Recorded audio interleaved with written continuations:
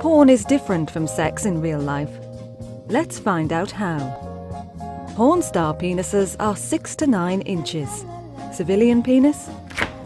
5 to 7. And while porn stars have very little hair down there, in real life 65% of women and 85% of men do. Indeed, female porn privates tend to sport a similar look. But real-world vaginas come in all shapes, sizes and colours. As for arousal, real people need 10 to 12 minutes to get going, while porn stars... Male performers can hump for days, but in real life 75% of men ejaculate within 3 minutes. And though porn starlets seem to always have an orgasm through penetration alone, 71% of women don't. Now what about all the other stuff? Unlike porn stars, only 11.5% of women have had a same-sex experience. And only 40% of women have tried anal.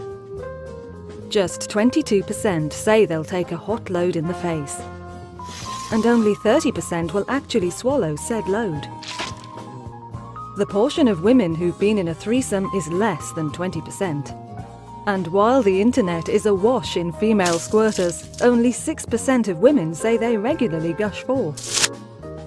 Finally, what about light bondage? Well, only 40% have tried it.